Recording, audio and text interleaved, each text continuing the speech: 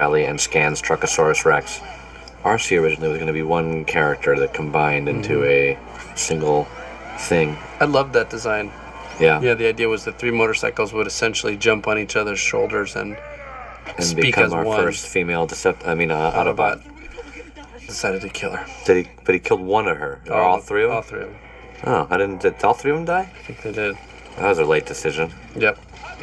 With the trailers here is we had literally 1,000, not 1,000, but maybe 200 ripping points with this little cables that were tied in to a bigger cable, and they're tied onto the cable lengths at certain times. So imagine a crane line that's pulling.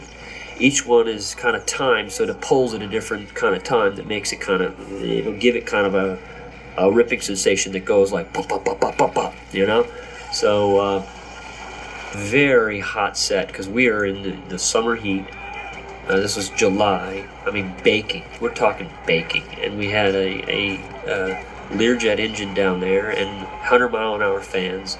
Learjet engine, it's like it says, it's a Learjet, meaning it's a corporate plane, jet engine, that blows 200 miles an hour, or 250 of shooting air gusts out of the nozzle. It's a truck that comes with a jet engine on it, and the guys would stand near it and throw barrels that would get launched like 60, 70, 100, 200 feet. Craziest day of shooting I've ever done. My production designer, I just absolutely love Nigel Phelps. He was trained under Anton Furst, he did the original Tim Burton Batman movies. Nigel was an incredible, he could sketch just incredibly well, which is so rare for production designers. But he's got a book the size of like a 4-inch little notepad, and he writes with his fine little architectural pencil. And he can show you his designs. I worked with him on the island. I've worked with him for so many years. I've worked on videos and whatnot. But he would draw a sketch about be the size of a postage stamp. He said, "Yeah, I'd like it to look this. I'd like it to be like this. It'd look great." And then all of a sudden the set is like 3 football fields long. And I'm like, "Dude, what are you doing?" And he show you this little postage stamp, which is, I think this is his way of getting away with going over budget. But anyway, I made sure he didn't go over budget this time. But he built a great set in New Mexico. It took us about 4 or 5 months to build. We built this maquette. A maquette is a miniature model of what the town's going to be.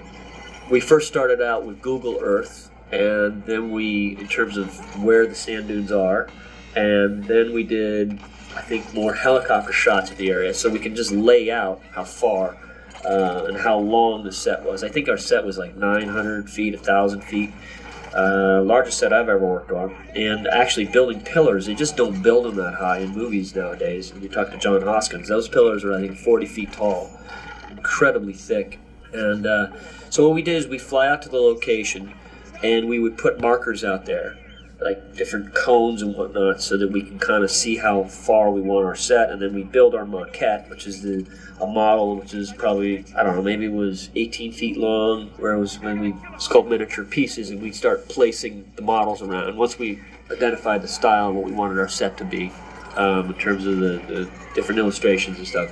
And then once we have the maquette, we were able to pinpoint where we wanted different explosions, and I was trying to show, it's basically, like using a little army set and saying, okay, this is where the war is going to take place, and this is where our nest team's going to be, and this is where the kids are going to run through, and this is the maze we're going to go through from this shot to this shot to this shot, so that we can actually build all our physical effects, from explosions to breakaway walls to things that crash through to things where I need my cameras to poke through. So we actually built it all into the set. And trust me, it's a very important thing to do that before you're on the set. It saves you a tremendous amount of time. We literally mapped where every single built-in explosion was, and then we had certain pillars that were meant to break and fall in certain ways, and so you can see that happening on the set. Literally, we had this gigantic, we had a notebook full of like, okay, this hit is there, that's there, and it was just a very well-organized set. This scene this was our day in New Mexico, where I woke up and looked out the blinds and it was pouring. I'm talking pouring rain. And I went back to bed. Ace, my assistant, called me and he goes, "Mike, you're not getting up?" I go, "No, it's raining." An extra hour of sleep. I'm like, for these days. You hate them because it costs $200,000 or $300,000 of a wasted day. Your crew sitting on your haunches, and so I basically 20 minutes, and I'm like, okay, you know what? Let's meet with the parents, and we'll bury it into some little alleyway. So I kind of called in the scene, because Casey, my AD, he says, Bud, it's bad out here. You don't want to come. And slept for about 20 minutes, and I woke up and said, no, we're not going to let the day waste. And then I called the scene in. The hotel from the location's about 40 minutes away. I said, bury it into that alleyway where we can kind of light it and control it. And I mean, if you look around, I mean, it is raining. You see the wet top, and that sand is fully wet. But film, you can get away with stuff like this. And people panic that you can't really see raindrops on film, and it really, you get away with bloody murder on film. But it was also, this is the murkiness of the day, so this was an ideal scene. It turned out to be quite a great day because we were able to get this nice scene. Kevin Shia just, with this guy in the yellow suit right there, you know what speed is all about until you're on an aircraft carrier and see these things launch off there. They go from 0 to 160 in less than 2 seconds. The sound coming out of that jet engine that is just violent. That's why they say it's one of the most dangerous places to work. Parking so quickly when they were launching, because they were on full-on war games. When they're parking, they're turning, they're trying to go to the nose of the ship as they're launching the 4 launch areas. One of the F-18s just goosed his engine for just a split second, and the airflow just literally picked me up, and I kind of sidestepped along, like tap dancing for 16 feet. And that's why you wear these vests.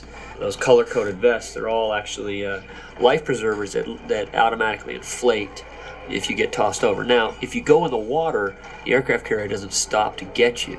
That's not what they do. So you're on your own for a while until the helicopter can come pick you up. So that sounds kind of fun. I wanted to be the one to shoot this. I shot with my little Airflex 235 handheld with Totoro on the pyramid. We were about, I'd say, 20 brick heights up. Some of that is a set in LA, but most of the scene was shot. Like, this is shot real.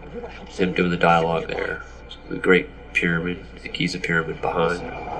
This is LCAC, and these are tanks coming down. These are the Marines. At Pendleton, I was so impressed with the Marines. Vacation. It was literally the last thing we ever shot in this movie.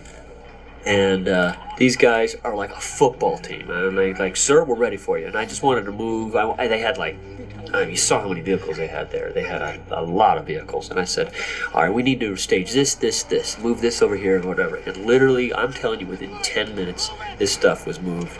I mean, I have never seen anything move so fast and guys get so in line so quickly. I was very impressed, and I said to the guy running it, I said, you guys are really impressive. And he goes, well, that's the Marines. They teach you. That's one of our things that we teach. They teach that we are very self-motivated. We're very, the hierarchy, I think, is a little less, and they're known for a fast response, and the first responders, and truly impressive group. I was able to shoot that thing. It was literally about 3 hours of shooting. It's just the Marines' efficiency was staggering to watch. To move all those vehicles that fast, literally replaced them all in 10 minutes. Never seen anything like it. Robot in the front. Look how this little bitch fights.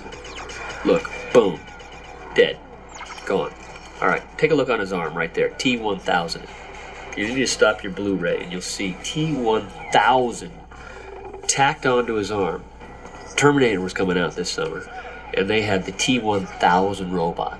The only reason why I put that in as a little Easter egg is because I was walking by when I was at ILM doing my routine, going by every station.